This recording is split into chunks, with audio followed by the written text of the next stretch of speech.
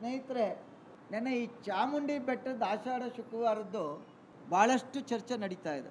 ನನ್ನ ವೈಯಕ್ತಿಕ ಮನವಿ, ಬೇರೆಯವರು ಅವ್ರವ್ರ ಇಷ್ಟ. ಈಗ ನಾನು, ಅಶ್ವಿನ್ನು, ಮಂಜೇಗೌಡರು, ನಮಗೆಲ್ಲ ಜನರ ಆಶೀರ್ವಾದ, ತಾಯಿ ಆಶೀರ್ವಾದ, ನಾವೆಲ್ಲ MLA ಆಗಿದ್ದೀವಿ, ಮಂತ್ರಿ ಆಗಿದ್ದೀವಿ, ದೇವರು ಎಲ್ಲವನ್ನೂ ಕೊಟ್ಟವಳೆ. ಸ್ವಲ್ಪ ಜನಸಾಮಾನ್ಯರನ್ನ ಹೋಗಕ್ಕೆ ಬಿಡಿ, ಅವ್ರಿಗೆ ಅವಕಾಶ ಮಾಡಿಕೊಡಿ. ನಾನು ಭಾಳಷ್ಟು ವರ್ಷ ಆಯಿತು, ಇದೇ ಅನುಭವ ಆಯಿತು. ಚಾಮುಂಡಿ ಬೆಟ್ಟಕ್ಕೆ ಆಷಾಢ ಶುಕ್ರವಾರ ಹೋದಾಗ ಈಗೊಂದು 7-8 ವರ್ಷದಲ್ಲಿ ಅನಿಸುತ್ತೆ. ನನಗೂ ದೇವ್ರ ಮೇಲೆ ಭಕ್ತಿ ಇದೆ, ಆದರೆ ಶುಕ್ರವಾರ ಹೋಗಲ್ಲ, ಆಷಾಢ ಶುಕ್ರವಾರ ಹೋಗಲ್ಲ. ಬೇರೆ ದಿವಸ ಹೋಗಿ ಕೈ ಮುಗಿ ಬರ್ತೀನಿ. ಚಾಮುಂಡಿ ಬೆಟ್ಟಕ್ಕೂ ಹೋಯ್ತೀನಿ, ಬೇರೆ ದಿವಸ ಹೋಯ್ತೀನಿ.